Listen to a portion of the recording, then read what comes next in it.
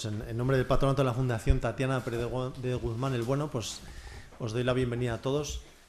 La mayoría de vosotros pues hemos estado reunidos un poco antes de este evento, con lo cual tampoco quiero repetirme, pero sí, en esta pequeña bienvenida, y antes de dar la palabra a Leticia como coordinadora del programa, yo quería en primer lugar agradecer a Leticia pues su labor de coordinación, que ha sido magnífica, y luego agradecer pues a todos los profesores, que tenemos hoy aquí algunos que nos honran con su presencia, y a todos los ponentes, como Miquel, que va a poner el broche de oro de este programa, que han sido, la verdad, muy generosos con su tiempo y con sus conocimientos. Yo creo que todos estáis de acuerdo en que ha sido un auténtico lujo de programa haber podido escuchar a estas personas y compartir sus experiencias.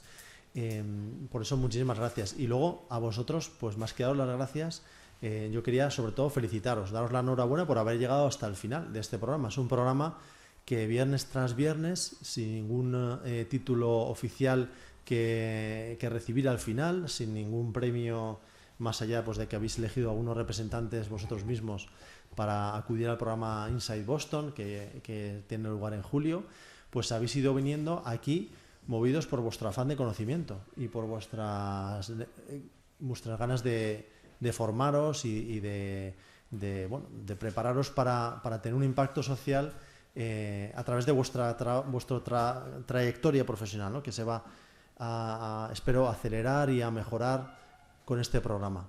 Entonces, daros la enhorabuena porque no es fácil, ¿no? Hay compañeros que se han quedado por el camino, no muchos, pero bueno, es habitual en este tipo de programas. También la vida es así, ¿no? Pues las circunstancias profesionales, personales, familiares, pues hace que uno a veces no pueda acabar alguna de las tareas que emprende.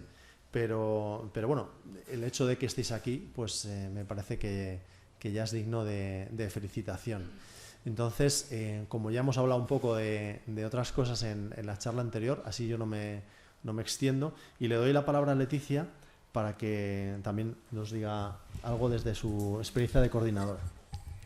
Hola, muy buenas tardes. A mí se me hace muy raro estar aquí. En primer lugar, quiero dar las gracias a la Fundación Tatiana Pérez de Guzmán el Bueno, su presidente, su vicepresidente y Álvaro Matut por contar conmigo para esta segunda edición.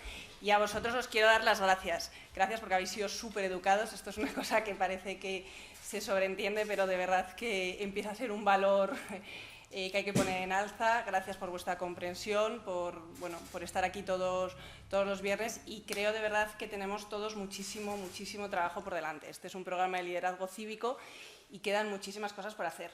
Quedan muchas empresas que emprender y aquí han venido buenos modelos y hoy creo que tenemos otro buen modelo que copiar. Quedan injusticias que denunciar, quedan enfermedades incurables que curar, y a mí me vais a perdonar, pero hoy es el Día Internacional del ELA. Y también, ¿por qué no?, desde vuestros respectivos empresas, los médicos, por favor, psiquiatras y demás, tienen mucho que hacer en favor también de la investigación, pero en general, de verdad, creo que todos tenemos muchísimos retos. Aquí hay gente de distintas procedencias, de distintas trayectorias profesionales, y quiero que sepáis que ha sido muy fácil coordinar este grupo, ha sido muy fácil convencer a los profesores, porque al principio, teníamos la duda, ¿no?, de qué nos dirán estos pedazos profesores que hemos tenido en el programa, pero a todos les ilusionaba saber que todavía existían jóvenes, como decíamos, entre 22 y 28 años, que ocupaban la tarde de los viernes o que la perdían en un sentido para seguir formándose. De verdad que ha sido un orgullo y que ojalá podamos seguir todos trabajando, ¿vale? Muchísimas gracias por todo y nos vemos en la comunidad de antiguos alumnos del John Civic.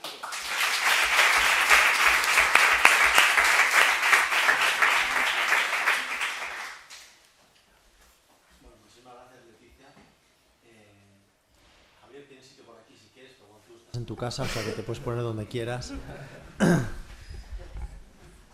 Y fenomenal, pues después de tantos viernes hemos oído a muchas personas, hemos conocido muchas iniciativas y hemos ido entre todos, yo creo, aprendiendo un poco más ¿Qué es el liderazgo cívico? Pues siempre es un poco la gran pregunta de este programa cuando empieza, y a mí me gusta decir siempre que no tenemos las respuestas, tenemos una idea de lo que no es, ¿no? Sobre todo, y es ese liderazgo que está pues basado en el humanismo y que tiene como ese campo difuso entre la empresa, las ONGs, la política, lo que no es ninguna de esas cosas, pero que a la vez lo puede permear todo, ¿no? Puede tener ese enfoque de impacto en la sociedad. Y entonces hemos ido viendo muchos ejemplos de empresas, de gente que está trabajando de maneras diferentes, que está intentando hacer las cosas de forma diversa, precisamente buscando ese impacto social. Y sin renunciar para nada pues al beneficio empresarial, por ejemplo, o a otro tipo de beneficios, que es lo que muchas veces hace que esas iniciativas pues permanezcan en el tiempo y llegan a mucha gente, ¿no? Hablando también alguna vez de los temas médicos y farmacéuticos, ¿no? Como a veces el mercado puede llegarse a demonizar un poco, y en algunos ambientes, y como los médicos te explican que lo mejor que le puede pasar a un medicamento es que llegue al mercado, porque si no llega al mercado no llega a los pacientes, ¿no?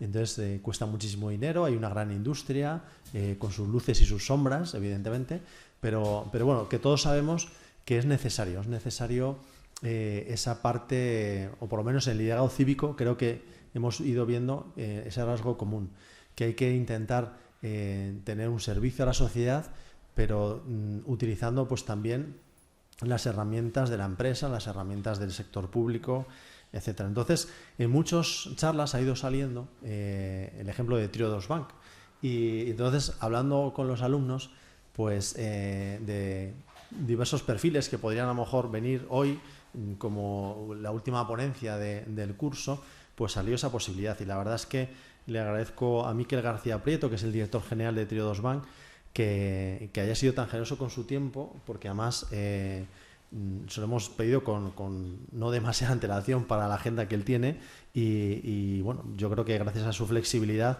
y a su generosidad pues estamos hoy aquí para escucharle. Miquel García Prieto pues es ingeniero industrial. Yo creo que los que sois ingenieros pues os sentiréis un poco identificados, ¿no? No hizo una carrera financiera directamente, y ha estado pues vinculado al Banco Ético, Triodos Bank, pues desde sus inicios. Yo creo que a lo mejor él os cuenta un poco más de su trayectoria y no quiero extenderme mucho más. Pero él también preside la Fundación Triodos, ¿no? Que quizás luego a lo mejor nos cuente un poco también en qué papel juega, y entonces nos va a explicar un poco el ejemplo de Triodos Bank, y porque creo que tiene esa filosofía, me parece que es muy, muy coherente con el programa. Y luego queríamos tener, me decía Miquel, un rato para que podáis también preguntar. Como es un acto institucional, pero no es una cosa de una formalidad académica, pues yo pienso que puede ser interesante aprovechar esta última oportunidad del curso para seguir haciendo lo que habéis hecho en todo el resto, ¿no? Que es preguntar, contar, participar. Me parece que eso ha enriquecido mucho todas las sesiones. Entonces, sin más, le doy la palabra a Miquel García Prieto para que nos hable. Muchas gracias. Muy bien, pues muchísimas gracias. Muchas gracias a la Fundación por la invitación. De esfuerzo nada, la verdad es que es un auténtico placer. Y muchas gracias a vosotros, que al parecer sois los que habéis decidido que viniese hoy aquí, ¿no? Y que no deja de ser algo sorprendente en un curso que, por lo que he visto, hay pues mucho contenido de diferentes disciplinas, también mucho intelectual, mucho pensador, mucho creativo. Que el que esté dando estas palabras este último día sea un banquero, pues yo creo que es algo extraño, máxime si el banquero no está financiando y patrocinando el evento, que es algo excepcional. Así que yo voy a procurar estar a la altura de las circunstancias, y para eso el lugar del que os puedo hablar es el lugar de la experiencia. Por lo tanto, no intento contaros algo que sea ni perfecto ni extraordinariamente cierto o preciso, sino que os sirva de referencia o de perspectiva para pues, los diferentes desafíos que podáis vosotros tener hoy y en el futuro próximo, ¿no? Y empezando un poco por la situación en la que vivimos, o tal y como yo la veo, ¿no? Vivimos un momento especial. Es verdad que siempre decimos todos que todos los momentos son especiales, pero si por algo lo podemos caracterizar es por una cualidad importante de transición entre un modelo que quedó obsoleto en la crisis, un modelo económico se dice, pero yo creo que también social del siglo XX, y la irrupción de una nueva situación después de esa crisis, de una época distinta que se empieza a caracterizar por esa mayor conciencia social que hemos podido vivir todos en esos grandes acuerdos mundiales que se han firmado, de los acuerdos de París o los objetivos de desarrollo sostenible, ¿no? Y cómo en esta época de transición vivimos entre esos dos tiempos, unos tiempos más desde el punto de vista del pasado que nos llevan a retener lo que tenemos, que gestionamos desde no perder el status quo, ese bienestar social que todos hemos adquirido, esa seguridad que tenemos en nuestras vidas, pero que al mismo tiempo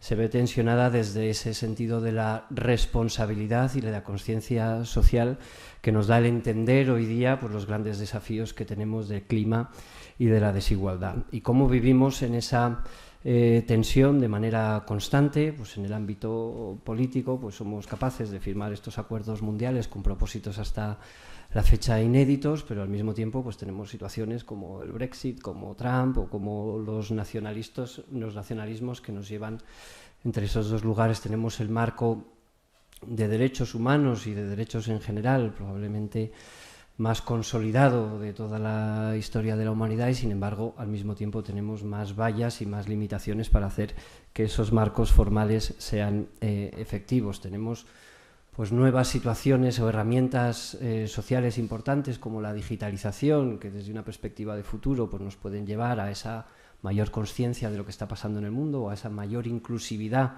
de todos, pero al mismo tiempo nos crean una situación vista desde el pasado de empezar a trabajar en las fake news o de crearnos situaciones de confusión más que de una mayor conciencia.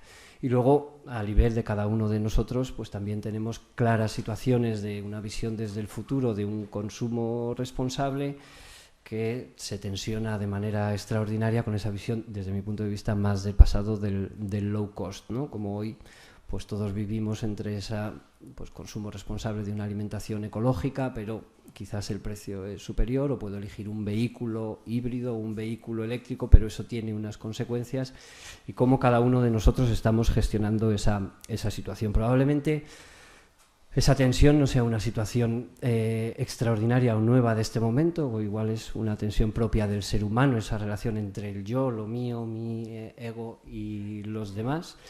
Pero sí que creo que es distinto cómo se vive en esta nueva época, ¿no? Donde, como decía, la situación del yo, nuestra situación, es una situación de un cierto confort, de un cierto bienestar social, que lo tenemos más arraigado y que lo damos por hecho, pero al mismo tiempo somos mucho más conscientes de la realidad de los demás, tenemos una mayor voluntad de intervenir y, sobre todo, somos capaces de saber que hay consecuencias en esa relación entre el yo y los demás. Sabemos que si no logramos una cierta igualdad social en todo el planeta, nuestra situación no se podrá mantener tal y como está, y también sabemos que las acciones de los demás, por ejemplo, desde la perspectiva del clima, van a influir en nuestra propia realidad. Somos mucho más conscientes de que somos uno como humanidad y uno como planeta, y eso, de alguna manera, nos hace vivir de forma distinta el presente.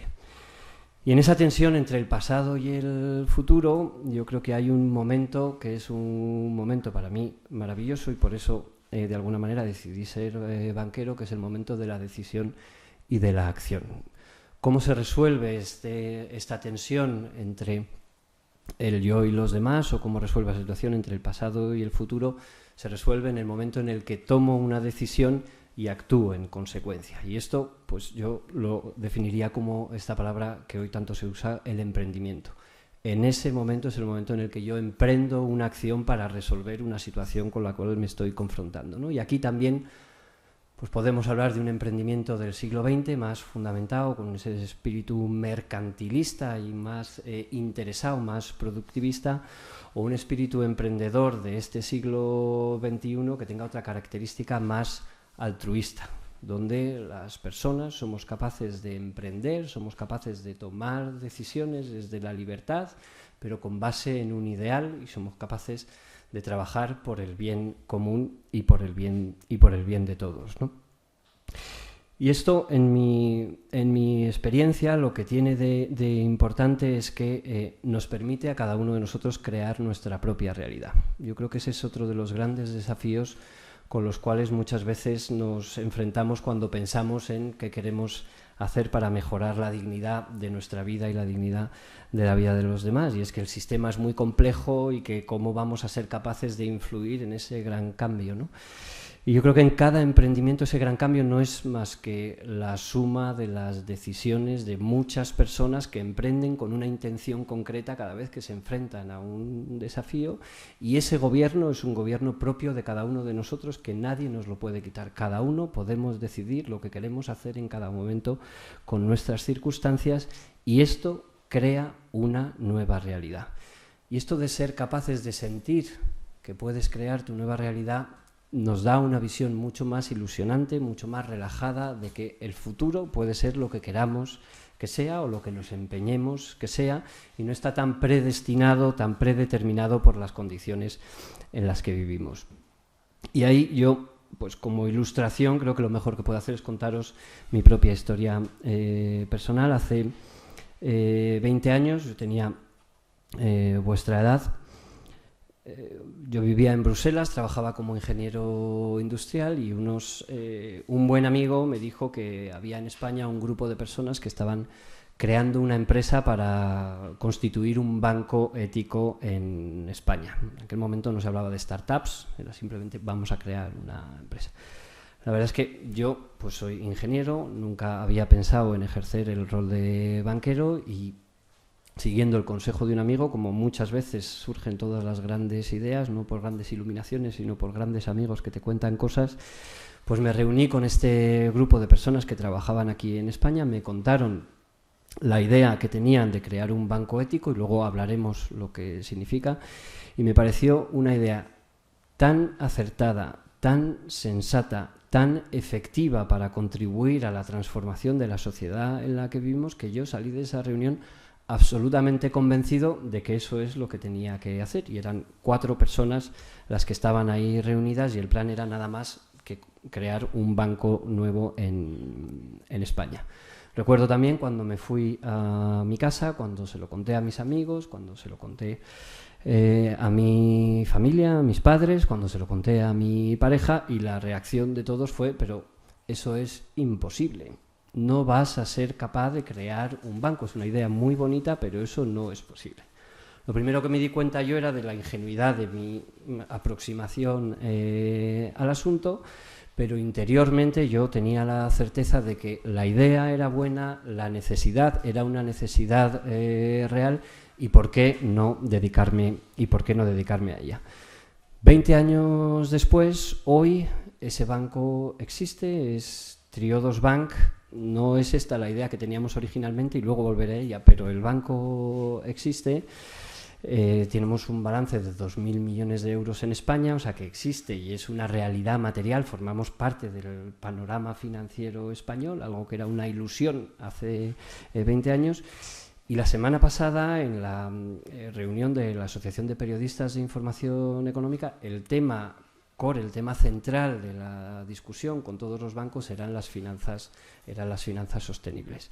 Así que ni mucho menos yo quiero arrogarme ni arrogarnos a aquel grupo de personas que lo que hoy ha pasado en las finanzas sostenibles sea una responsabilidad directa de lo que nosotros hicimos en ese momento, pero sí que se creó una nueva realidad alrededor de las finanzas sostenibles porque unas cuantas personas y muchas otras decidieron hacer algo. Así que el cambio existe, el cambio pasa, y yo desde aquel día o desde esta experiencia y aquella decisión leo a menudo un texto de Goethe que para mí refleja de forma extraordinaria esto del emprendimiento, y os lo leo.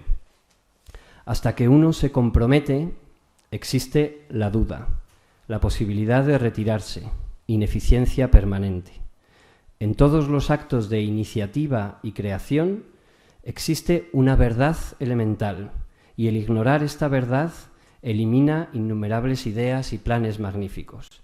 Esta verdad es que en el momento en que uno se compromete, también interviene la providencia. Ocurren entonces todo tipo de cosas positivas que de otro modo nunca se habrían producido. Una serie de acontecimientos derivan de esa decisión, poniendo a favor de uno incidentes fortuitos, encuentros y apoyo material que ningún hombre podría haber soñado con lograr. Sea cual fuere tu sueño, comiénzalo. La audacia tiene genio, poder y magia.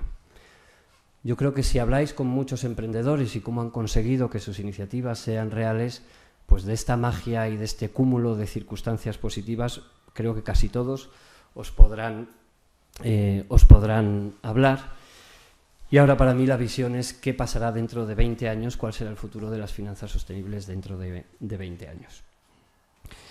Hasta aquí con el emprendimiento, pero otro tema concreto del que os quería hablar es del dinero y del sistema financiero, también desde esa perspectiva, de la perspectiva del siglo XX y desde la perspectiva del siglo XXI. En el siglo XX mirábamos al dinero desde ese paradigma de maximizar el beneficio con el menor coste posible, en el menor plazo posible y acumulando la mayor cantidad de dinero posible. En el siglo XXI, probablemente de lo que se trate con el dinero como intención sea conseguir que el dinero genere el mayor valor social posible, con un precio justo y una distribución equitativa de la riqueza, estando en circulación y con el mayor o con una visión de medio o de largo plazo. Creo que esa visión del siglo XX, la crisis, demostró mucho cómo ese afán de hacer dinero del dinero, de buscar esa máxima rentabilidad sin un propósito real, social, asociado, genera burbujas, genera grandes desigualdades que solo se resuelven con grandes crisis y grandes desgracias. En este siglo XXI podemos mirar al dinero de otra manera, entender y relacionarnos mejor con el dinero, entendiendo que el dinero no tiene ningún valor. El valor lo generan las personas a las cuales les ponemos el dinero a su disposición. Hay pues estas imágenes de niños, pero que por ser de niños no dejan de ser extraordinariamente ilustrativas. ¿Qué haces con dinero en una isla desierta? No sirve absolutamente para nada. El dinero solo tiene sentido cuando nos sirve para intercambiarlo entre las personas.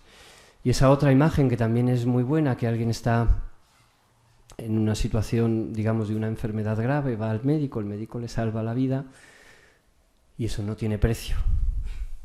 El valor es enorme y el precio no tiene nada que ver con ese valor que me están dando. El valor lo generamos las personas con el desarrollo de nuestras capacidades, con nuestro emprendimiento, y el precio tiene que ser un precio justo que nos permita a todos vivir de una manera digna. Y esto debe hacernos aproximarnos al dinero de otra manera también. Cuando vamos al supermercado, vamos a comprar un tomate y o hacemos una aproximación de máxima rentabilidad y menor coste posible, o hacemos una aproximación de un precio justo en ese tomate, de que genere el mayor valor posible a lo largo de la cadena de producción de ese tomate, pero también desde un punto de vista de la salud que a mí me aporta, y entendamos el dinero como un medio de desarrollo social.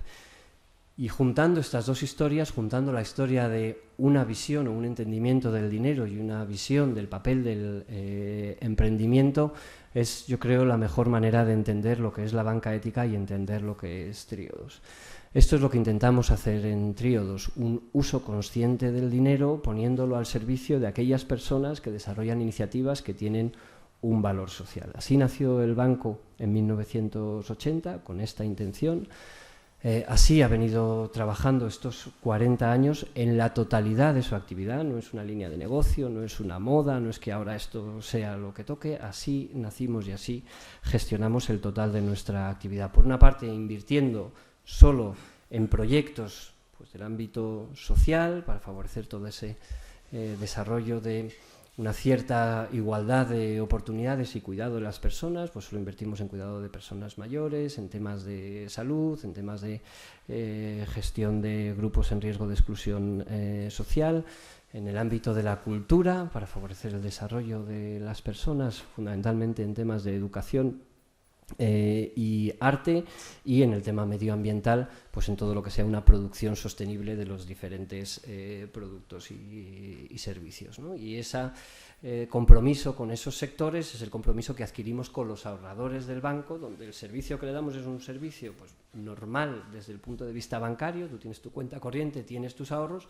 con un extra que para nosotros es el verdadero sentido del ahorro, que es: te decimos qué es lo que vamos a hacer con tu dinero, te aseguramos que tu dinero solo se invierte con criterios sociales, culturales o medioambientales, y esas dos partes, la consciencia en el uso del dinero del ahorrador y la inversión, las conectamos a través de un compromiso radical con la transparencia, y es que todas y cada una de las inversiones del banco se publican en la página web. Y ya es hora que a los bancos se les conozca más por lo que financian, por lo que hacen con nuestro dinero, que por la rentabilidad que tienen. ¿Y por qué no exigirle al banco, oye, qué es lo que vas a hacer con mi dinero? Igual que la factura de la luz hoy nos llega, pues tanto viene de origen renovable, tanto de nuclear, pues oye, pues dime lo mismo, de mi euro, cuánto está yendo aquí, cuánto está yendo allá, y que yo me pueda hacer responsable. Y no quiero trasladar la responsabilidad solo a la banca, también a nosotros, a los ciudadanos y a las personas, como qué estamos valorando, si estamos valorando un uso responsable del dinero y que mi banco me garantice que se invierte con criterios acordes con mis principios, o si estoy buscando la máxima rentabilidad con mi dinero. Así que poco más os voy a hablar del banco. Lo que queráis me lo podéis preguntar después. Yo, por acotarme al tiempo, desearos fundamentalmente que emprendáis mucho de esa forma altruista, con la confianza de que el futuro llegará, y que desde ese altruismo pues tenéis cada uno vuestro propio territorio intocable, vuestro, y que podéis disfrutar. Y animaros, cómo no, a que empecéis en esa práctica del emprendimiento pues gestionando vuestros ahorros con la banca ética. Muchas gracias.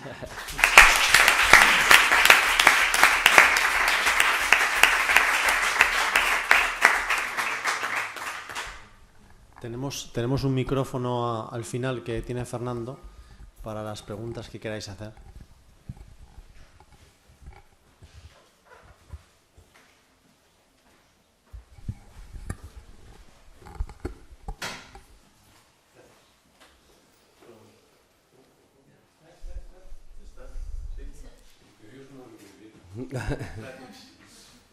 Bueno, muchísimas gracias. Ha sido muy inspirador. Yo quería... Has hablado ahora sí. Has hablado de este cambio de tendencia, ¿no? De esta forma de hacer negocios. Yo quería preguntarte si desde tu punto de vista como financiador de estas empresas sostenibles con un impacto social, en tu experiencia habías visto que estas empresas, por ser de esta forma, tenían mayor resiliencia a los ciclos económicos. O sea, es una apreciación súper interesante. De hecho, durante todo el periodo de la crisis, nosotros hemos tenido un ratio de morosidad aproximadamente del 50% de la morosidad de la banca convencional. Yo creo que por dos cosas. Una, por estar pues centrados en la economía real, entonces ahí ya sales de un montón de líos que no se resuelven bien, pero la otra, que es a la que tú te refieres, es por la vinculación de los emprendedores con su actividad. En la mayoría de los casos es su proyecto vital, y cuando llegan las dificultades, pues te sientas y encuentras pues un tipo de respuesta con esa visión de largo plazo, con esa capacidad de reacción, con esa capacidad de asumir compromisos y con esa credibilidad que quizás pues en otros negocios, pues cuando las cosas no salen, cierras y a otra cosa, ¿no? Y esa resiliencia ha sido un tema para nosotros súper importante y tiene mucho que ver con nuestra manera de entenderlo. Otra cosa es que los reguladores, que podamos compartir esto con los reguladores, que en general es un tema más complicado, ¿no? Más complicado.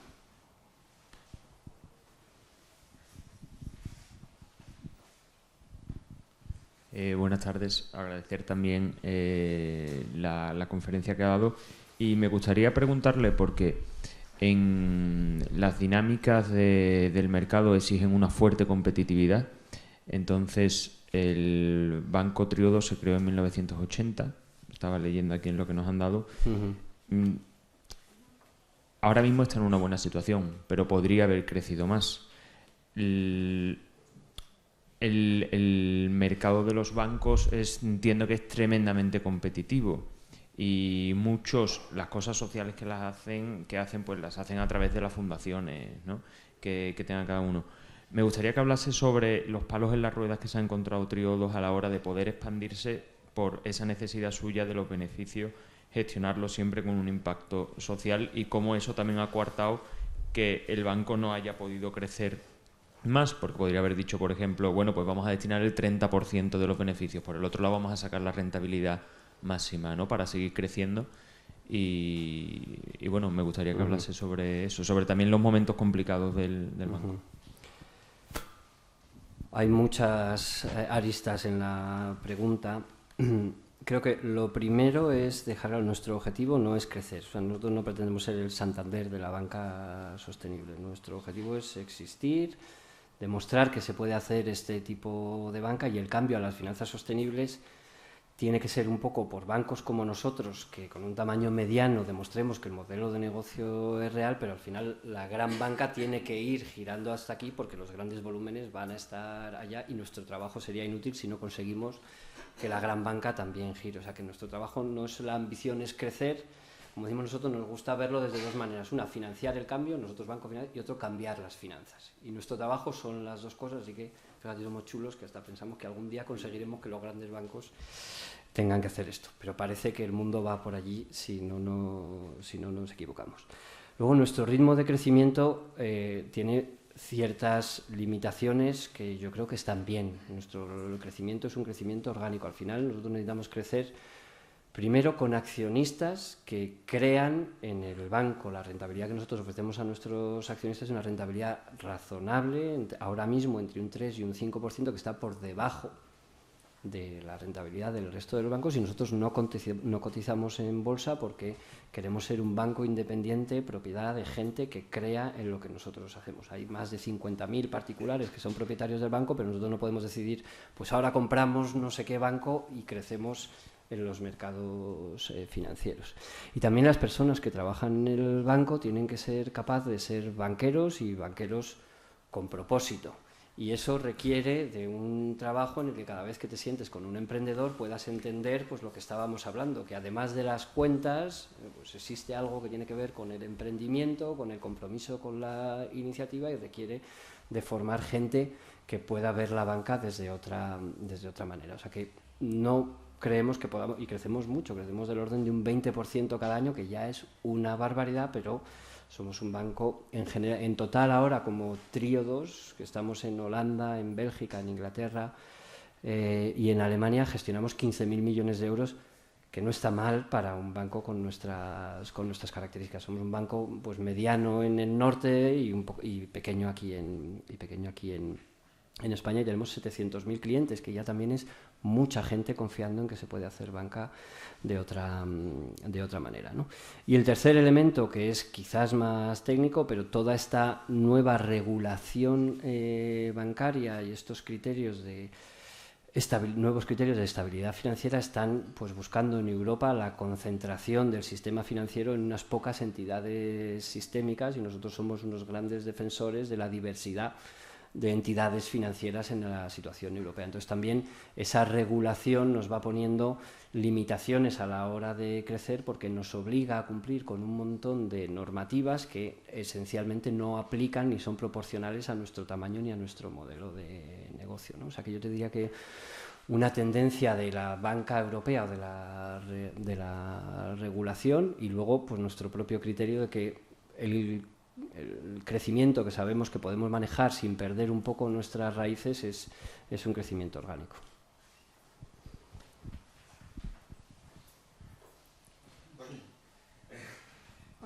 Miquel, te quería hacer un par de preguntas. Una, si el criterio que tenéis para las inversiones o para las para los préstamos que concedéis, se rige por un criterio de proximidad, es decir, se des prioridad a proyectos pues, locales o próximos en general, ¿no? Y luego te quería preguntar precisamente con estas regulaciones que hay, yo creo que de alguna manera están conspirando contra el ahorrador clásico y parece como que tratan de potenciar productos financieros, yo diría que exactamente lo contrario de lo que buscáis vosotros, no a largo plazo, sino a corto plazo, con rentabilidades fuertes, donde se arriesga mucho, o todo o nada.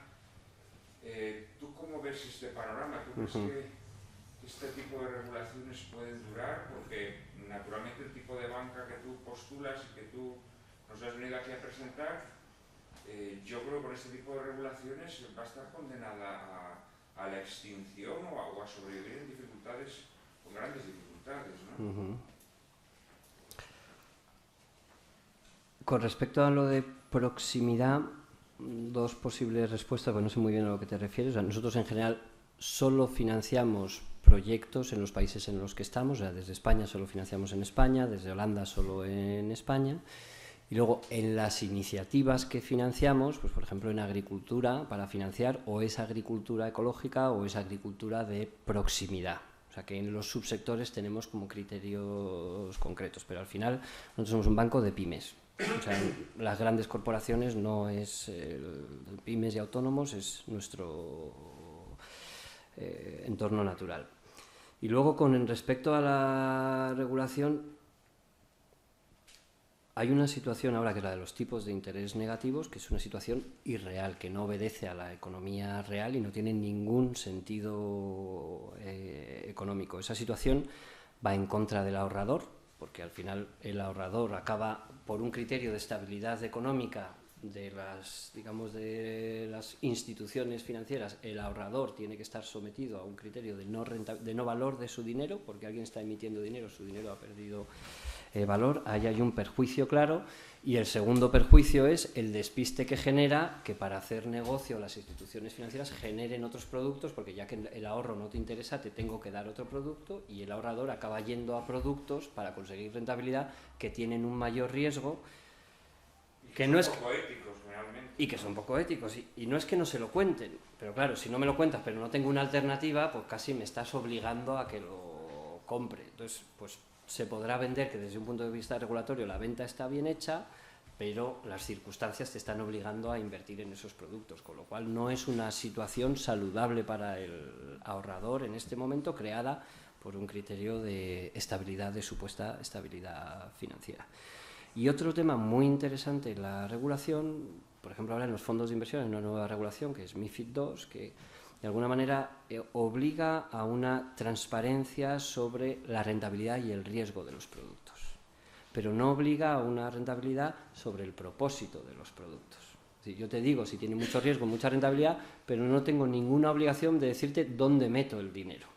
Y esta es nuestra gran reclamación. No, vamos a dejar que las personas decidan dónde quieren ir su dinero, porque igual hay gente que quiere asumir más riesgos si lo hago pues en microcréditos en países en desarrollo, y menos riesgos si me lo vas a invertir en una acción de una gran corporación europea, ¿no? Entonces ahí seguimos en ese modelo antiguo de rentabilidad y riesgo sin incorporar la parte del destino de los fondos o el propósito con el que se invierte. Entonces yo creo que esa es también esa segunda ceguera que tenemos para el ahorrador. Bueno, yo tengo 3 preguntas. Perdón. La primera es, con lo que has comentado, ¿no? Que la semana pasada estuviste pues, en conferencias, ¿no? Con los diferentes bancos, entidades. Mi pregunta más ¿cómo ven el papel que están haciendo estos bancos, ¿no? Las grandes entidades, con el tema de finanzas sostenibles? Si es más por tema de competitividad, de porque ahora mismo es un mercado competitivo, porque creen de verdad en la rentabilidad, o sea, en el trinomio rentabilidad, riesgo, impacto. ¿Van solo por la parte, pues no lo creen, pero está en ese mundo, o por adaptación, por ejemplo, a la nueva marco regulatorio que está empezando a ver, ¿no? A raíz de este marco regulatorio me gustaría saber, es que a lo mejor esto es muy técnico para esto, a lo mejor sería mejor pregunta después, ¿Cuál es la opinión de ese marco? Porque ahora con la Unión Europea, Basilea, MiFID, como acabas de comentar, un poco está todo como en el aire, ¿no? Hay como auditores externos, está la parte de estos reguladores de toda la vida tradicionales que ellos, o sea, que cómo está jugando, ¿no? O sea, quién va al final a ser más supervisor que otro, porque al final, igual que las tradicionales, pues para riesgo de qué estilo, no hay uno u otro. Y luego la tercera es, no sé si has comentado que era 2.000 millones, ¿no? La cartera que tenéis. Me parece que es brutal, en plan, conociendo las cifras de bancos. Entonces, enhorabuena por eso, porque me parece que un banco que destina todo, o sea, sí cree en ese trinomio, ¿no? Que tenga tanta capacidad, o sea, es un 50% casi de los que tienen los grandes bancos, entonces me parece que, oye, enhorabuena. Y por aquí iba a preguntar la pregunta de la rotación del cliente de la banca tradicional hacia vosotros, o sea, no tanto el crecimiento, sino esa rotación que ha habido con esta nueva mentalidad que usted ha ido comentando ahora, ¿no? De que se cambia a ser cliente de Trío 2. No hay periodistas, ¿verdad? O sea, yo creo que el espíritu de la banca española, el de la banca española, sigue en el modelo de rentabilidad-riesgo. O sea, no hay un cambio de criterio y no hay un cambio de visión del modelo de negocio. En el norte de Europa hay más. Incluso la gran banca, incluso el regulador bancario va por delante. Entonces eso llegará. Lo que es gente muy capaz, y por eso gestionan organizaciones tan complejas, que ven que la sociedad empieza a pedirlo, que su reputación está en riesgo si no se mueven, y que además la regulación tarde o temprano les va a llevar. Entonces, el momento actual es un momento de decir, mira, si es que o por los clientes o por la regulación voy a tener que hacerlo, vamos a empezar a construir una historia, que está bien. O sea, yo creo que hay una mayor sensibilidad, va a haber un movimiento que va a empezar ya, de hecho, pues hoy o sea, nosotros un ejemplo muy interesante de lo que hacemos, nuestra hipoteca tiene el tipo de interés vinculado a la eficiencia energética del edificio. Cuanto más eficiente es el edificio, menor tipo de interés. ¿Por qué? Porque emites menos emisiones, mejor para todos, tienes menor pago de energía durante toda tu vida, con lo cual yo tengo menos riesgo como banquero, porque vas a tener más dinero para poder pagar la cuota, entonces pues todos salimos ganando. Bueno, pues hoy ya otro gran banco, nos llevamos haciendo esto ya 5 años, pues hoy otro gran banco ya ha sacado este producto. Entonces ya está aquí desde el punto de vista de crear aquellos guiños que hagan sentirse a la sociedad como que tengo la papeleta cubierta, pequeños productos, campañas de marketing, eso está allí. Un cambio real, pues todavía no está. Y sobre la rotación de los clientes, nosotros históricamente, el cliente que viene a Trío2 viene por lo que viene. Entonces no viene esperando ni que tengamos el móvil más mejor del mundo, ni una oficina en cada esquina. Y como es verdad, pues en general se queda y está satisfecho con lo que hacemos. Eso es una cosa para nosotros muy positiva. Lo que sí que veo, y no solo en nosotros, es que cada vez más esa tensión entre, digamos, el consumo responsable y el low cost se van a ir haciendo más claras, ¿no? Pues o sea, ahora mismo el concepto del gratis total para mí es horrible y extraordinariamente peligroso porque nos hace perder la conciencia de todo. Entonces, la banca en general va a usar la herramienta del gratis total porque pase lo que pase, pues voy a hacer negocios ahora con los Big Data, voy a hacer negocios con otras cosas y a ti te doy el servicio gratis. Entonces, a los ciudadanos en general se nos va a hacer cada vez un poco más difícil tomar la decisión responsable o la decisión del gratis total en el consumo en general, y ahí es donde, pues bueno, yo creo que se van a ir también viendo más exigidos nuestros clientes y tendremos que ver hasta qué punto pues se puede tomar una decisión o no. Un poco lo que decías de nuestro modelo de negocio va a funcionar siempre y cuando la economía real esté sobre esa mesa. En un momento en el que nos desvinculemos de la economía real haciendo otros negocios desde la banca y los clientes no lo valoren, pues no tendremos sentido como banco. Si queréis una última pregunta para no alargar mucho, como luego tenemos que ahora... Bueno, venga. 2 últimas preguntas. Bueno, vamos a intentar aprovecharlas. Yo, muchas gracias por venir también. Vale. Sí, yo decir que me siento pues muy identificado también. Vengo de ingeniería y cuando decidí dar ese cambio, en mi caso más a sostenibilidad, aún recuerdo las palabras de mi padre diciéndome qué haces, cómo dónde te vas a meter, y todavía me cuesta explicarle a qué me dedico ahora, ¿no? Y por mi trabajo puedo ver día a día cómo todo esto pues se mueve y va girando, ¿no? Pues bien desde marcos como el TCFD o bien el avance del ESG promocionan que más y más la banca más tradicional esté dando este pasito hacia la banca sostenible. De hecho, por ejemplo, BBVA hace muy poquito ha cambiado su eslogan del banco digital al banco de la sostenibilidad. Entonces, ¿cómo esto, en cierta manera, va un poco ligado con la pregunta de Fátima, puede afectar a Triodos o puede desplazar a Triodos de alguna manera? Y hilando esto con otra cosa que va de la mano, es que cómo Triodos puede, en cierta manera, dar ese cambio o ese impulso a la sociedad hacia una sociedad que sea más consciente. Es decir, cómo generar más conciencia para multiplicar ese impacto. Perdón, Álvaro, que no he sido muy conciso.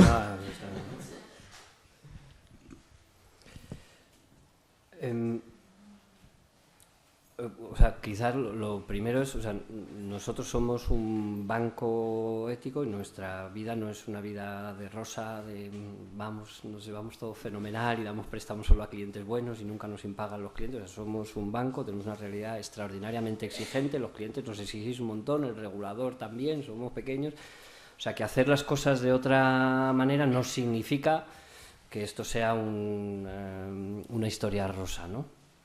Y lo digo por esa comparativa con los otros bancos. Ahora mismo nos exige mucho ser capaces con nuestros recursos de contar lo que nosotros contamos y que se entienda bien.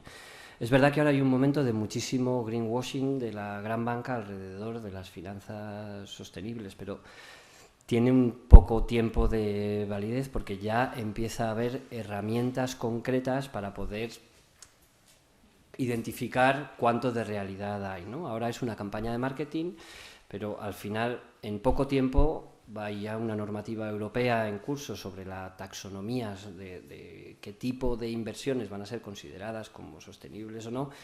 Y si yo soy un gran banco y cuento, oye, pues mira, voy a invertir tantos en energías renovables mañana, pues que hoy es un campañón, dentro de poco tiempo la pregunta a la que le preguntará la gente que sabe y empieza a saber y la gente es, oye, dime de tu portfolio de préstamos, ¿qué porcentaje tienes en renovables? Que esto es la realidad. Si tienes un 2% o si tienes un 50%. Entonces, la transparencia de los portfolios de préstamos de los bancos se va a medir en breve y se va a medir con criterios de sostenibilidad o no. De hecho, nosotros este año hemos sido el primer banco europeo en medir la huella de carbono de nuestro portfolio de préstamos. Los bancos en España hoy miden la huella de carbono de sus consumos, de cuánto papel gasto en mis oficinas, de cuánta electricidad gasto con la luz, cuando todo el impacto de huella de carbono tiene que ver con dónde están invirtiendo, si están invirtiendo en industrias contaminantes o no. Y eso se puede medir ya. Nosotros ya sabemos cuáles son las emisiones de CO2 que genera nuestro portfolio de préstamos. Pues lo esperable con la nueva ley de cambio climático aquí en España y con la normativa europea es, pues quizás en un plazo de 2 años los portfolios de préstamos tengan que ser ya transparentes y medidos, y en un plazo de 3 o de 4 años, para el 22 o para el 23, que ya los bancos tengan compromisos de reducciones de emisiones de CO2 acordes con los planes nacionales de reducciones de emisiones de CO2. Igual que el coche, ya han dicho, pues no puedes emitir emisiones a partir de X años, pues los portfolios de los bancos tendrán que estar gestionados de la misma manera. Y sí que no quiero dejar de mencionarlo, es verdad que la agenda verde va muy por delante de la agenda social, y esta es una preocupación también nuestra bastante importante, porque la agenda verde está muy cerca del business as usual para los bancos. Pues voy a financiar renovables y sigo financiando a la gran industria que hace renovables, resolvemos un problema de emisiones, pero no resolvemos un problema de desigualdad social.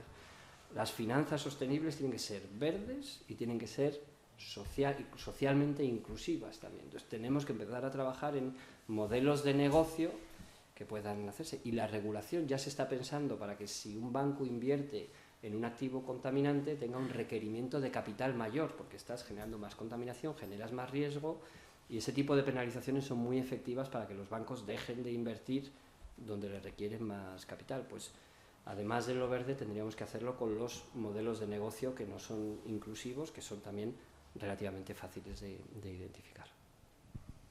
La última para Cristina. Sí, bueno, yo tenía, lo primero, muchas gracias, Miquel. Si quieres, os paso la pregunta.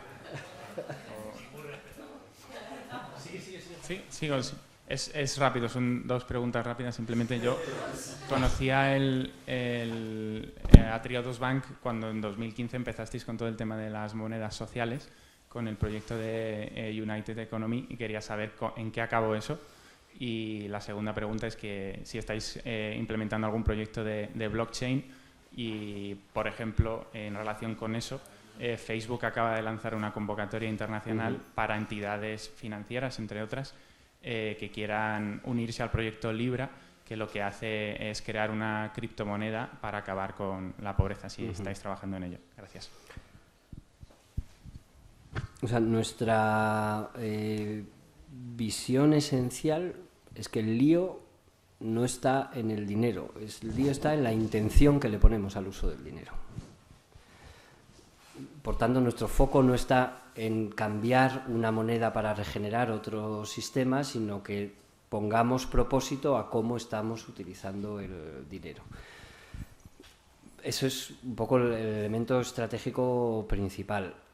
Colaboramos con algunas monedas sociales locales porque muchas veces ayudan a pensar qué estoy haciendo con mi dinero, no con un propósito de generar un sistema paralelo en moneda, sino con que de repente piensas, mira, este euro viene de esta huerta, viene de esta local, y empezar a generar esa conciencia en el uso del dinero. Pero a priori a día de hoy no estamos, digamos, demasiado metidos, ni tenemos el propósito de entrar demasiado en monedas alternativas o sistemas paralelos, y además hasta pueden generar más confusión que solución, ¿no? Cristina, ya que ponga el coche, las preguntas. Vale, mi pregunta va relacionada con todo lo que hemos hablado de que hay un cambio. Todos lo vemos, que ideológicamente pues estamos más comprometidos con los cambios sociales, con los cambios climáticos. Entonces yo me planteaba, el tipo de personas que deciden participar en bancos de este tipo, ¿van más dirigidos hacia jóvenes? O sea, ¿notáis una evolución como que los jóvenes estamos decidiendo apostar por bancos con esta realidad? Creo que no te lo tengo que poner fácil. Yo no sé si hay un cambio todavía. O sea, estamos en una transición, y si es el futuro o es el pasado, la tensión es real, fuerte, y o sea que hay una sensibilización, una imagen de que otro futuro es posible, pero hay que hacerlo. Y hoy día los hechos no van al ritmo de aprendizaje que teníamos que haber tenido con la historia tan grave que hemos tenido hace poco. O sea que para que pase el cambio hay que asumir riesgos. Es muy fácil contar a los jóvenes lo que hacemos, y es muy fácil que les guste. Pero el conflicto con el low cost, o sea, lo quiero todo socialmente responsable, barato, en el móvil y sin hacer ningún... Y eso es lo que... O sea, ese no es un ejercicio todavía de conciencia con el uso del dinero, ¿no? Es como que nosotros vemos ese desafío por ponértelo difícil. O sea, es muy fácil contarlo, estamos encantados, pero hay una parte que también tiene que venir con la cara que no es tan bonita. Pero no somos un banco de jóvenes. Hace 15 años éramos un banco de los aguerridos, o sea, de los alternativos. De hecho, nosotros hemos sufrido ese cambio. Nos llamaban la banca alternativa, y ahora con toda esta nueva visión y con todos estos cambios, banca de nicho, nos decían, somos como una referencia de lo que puede ser la banca del futuro. Y este sitio es mucho más interesante. Ya no somos los que van en paralelo y buscando otros, sino, bueno, igual tenemos que ir en esa dirección. Entonces ahora nuestro cliente es mucho más del sentido común, o sea, el que es capaz de decir, oye, entiendo lo que me dices, pruebo a trabajar con vosotros sin necesidad de ser, pues, nada, simplemente mucho sentido común. Bueno, fenomenal, muchísimas gracias por este interesantísimo coloquio. Se nos ha ido un poco el tiempo, pero creo que ha valido la pena, porque teníais muchas ganas también de de poder preguntar.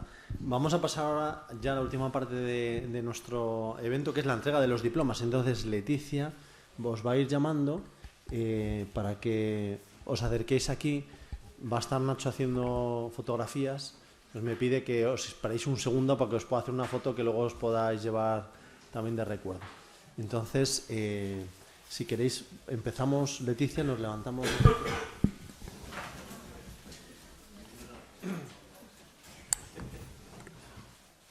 Doña Carlota Serna.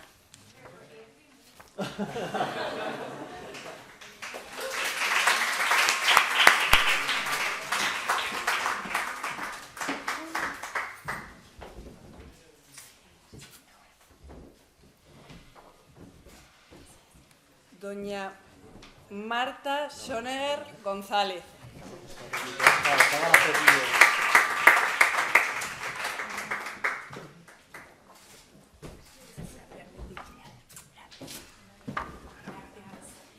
Doña Carmela Suárez.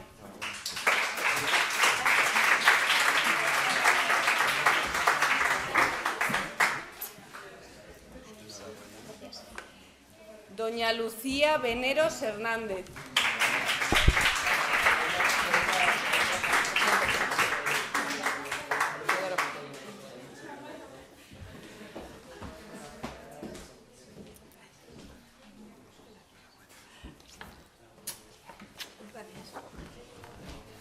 Don Julio Weiss.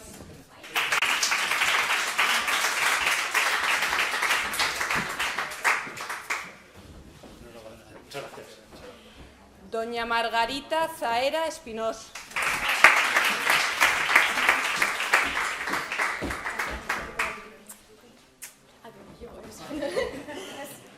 Doña Fátima Basagoiti.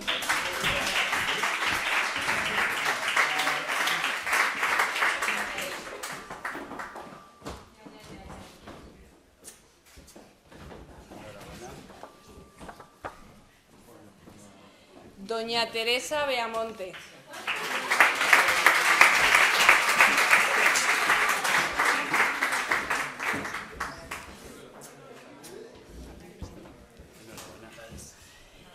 Doña Fuencisla Vergareche Velasco.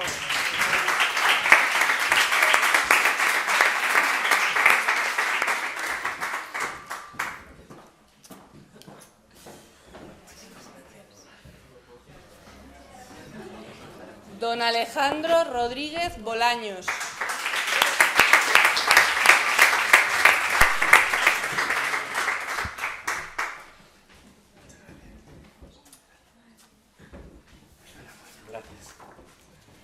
Don Jorge de los Reyes Martínez.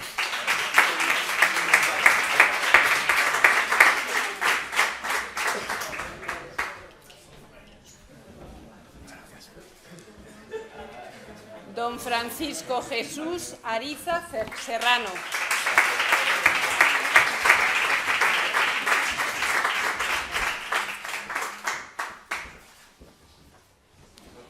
Don Javier Alba Gallardo.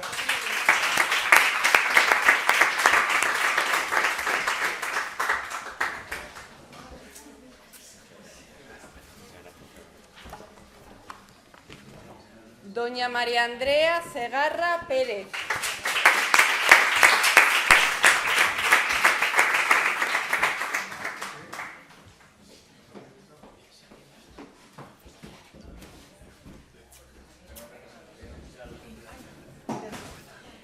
Doña Ana Delgado Barragán.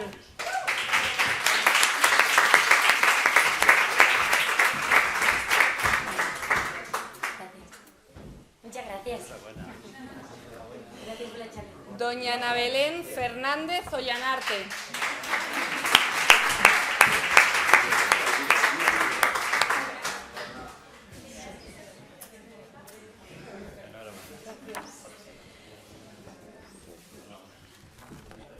Doña Esther García Peces.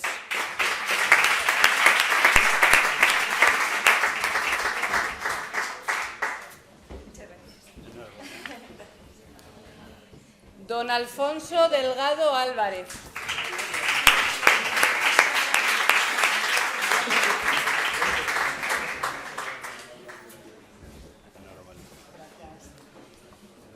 Doña Cristina Castellote López.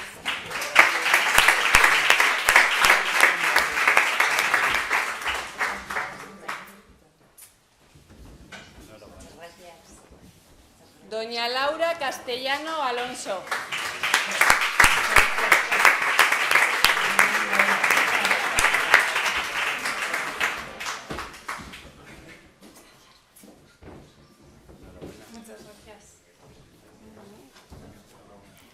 Doña Patricia González Cabero.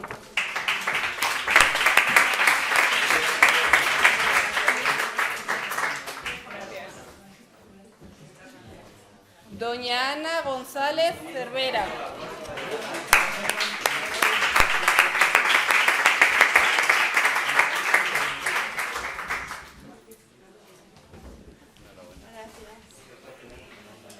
Doña Teresa Gratacós Alfageme.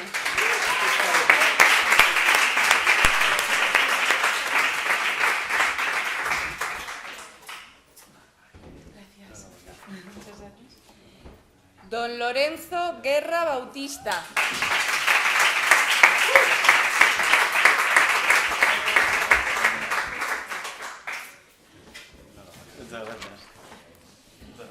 Don Gerardo Irles Santoja.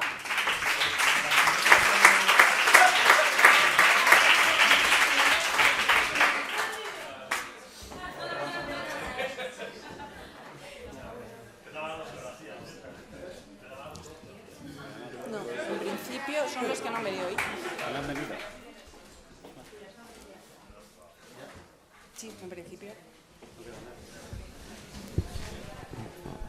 Muy bien, pues ahora para clausurar el acto tenemos con nosotros al presidente de la Fundación, que como habéis visto pues ha estado siempre bastante pendiente del programa, no solo en los actos institucionales, sino cuando ha podido pues ha escapado un poco aquí a alguna de las sesiones que me consta que le gusta mucho y cuando el trabajo se lo permite pues ha podido estar con nosotros.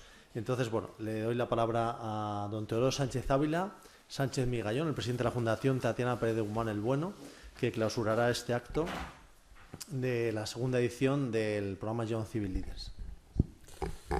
Pues buenas tardes y muchísimas gracias a todos. En particular quiero dar las gracias pues a la coordinadora del programa, Leticia, a todos los que han participado, en todos los ponentes, profesores, en todo el curso, al Álvaro, que ha sido el motor principal de esta idea, creo que maravillosa para dar formación y dar unas bases, unos criterios para esta juventud que hoy tenemos y que verdaderamente de muchísimo valor. Y después de los agradecimientos voy a hacer un poquito de historia de doña Tatiana. Doña Tatiana, como ya me imagino que habréis estudiado un poquito en la biografía, era una persona pues que no tuvo descendencia. Lógicamente, ella tenía una gran preocupación por la juventud, porque a pesar de que murió ya con una edad avanzada, pues veía que la juventud que en ese momento, en el año 2012, que ella falleció, pues le faltaba algo tan importante para ir por la vida, que era unos valores, una ilusión, una formación, y lo cual pues a mí en algunos momentos me decía: Teodoro, ¿qué podemos hacer para que este patrimonio redunde en la formación para los jóvenes? Bueno, pues era su preocupación sobre los jóvenes y sobre la naturaleza.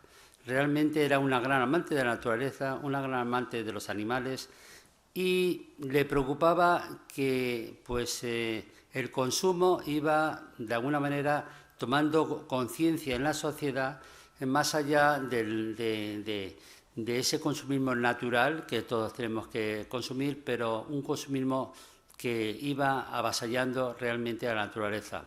Ella leía mucho, estaba muy al corriente de todos los avances científicos que la sociedad iba proporcionando y le preocupaba precisamente que la deriva que iba tomando, sobre todo en la juventud, pues esa juventud tan ruidosa, tan de botellón, tan de poco aprovechar las circunstancias que la sociedad actual le permitía estudiar para todas las personas, que no la aprovecharan. Ella verdaderamente tenía esa preocupación.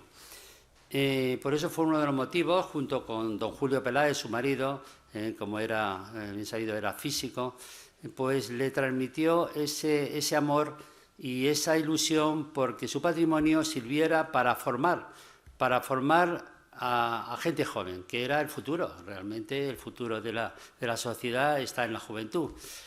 Y por eso creó la fundación, porque en ella veía sus propios hijos.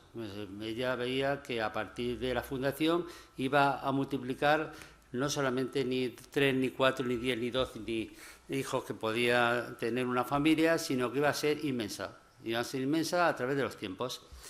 Y eso verdaderamente, ese mensaje es lo que hemos ido plasmando ya a través de los 5 años que llevamos ya de actividad en la Fundación. Hemos ido plasmando pues, con proyectos de investigación, con la línea de neurociencia, proyectos de investigación también en el medio ambiente, el cuidado del propio patrimonio cultural, tan importante en la formación de la juventud. Parece que la cultura hay que dejarla a un lado. Yo creo que en nuestro pequeño patrimonio cultural estamos tratando de visualizar que ese patrimonio que viene ya heredado de varias generaciones sirva también culturalmente para valorar que la cultura es lo que nos hace pensar en el pasado, pero hay que transmitirlo también al presente. No podemos vivir solamente, yo soy de la época todavía del lápiz, de sumar y no del ordenador, pero que me he tenido que adaptar por los tiempos. Eso es algo natural en la vida, si no te quedas ahí en un rincón y a llorar. Entonces, y eso es lo que verdaderamente con este programa que empezamos el año pasado, hemos visto que hay muchísima ilusión, que hay mucho talento, que hay muchas ganas de servir a la sociedad, que no simplemente os movéis por un tema crematístico de dinero, que hay algo más, y eso es lo que nos ha permitido pues de echar muchísima ilusión en este programa. Tenemos ya el año pasado 45 más los 35 o 40, tenemos ya cerca de 100 personas que habéis disfrutado, habéis aprendido, habéis comprometido, que aquí no hemos, en el primer día recuerdo que dijimos no vamos a dar ningún título, no vamos a poner ninguna calificación, lo vais a aprovechar vosotros, única y exclusivamente, es vuestro, esta tarde de los viernes es dedicarla a coger esa cultura, esa formación, esa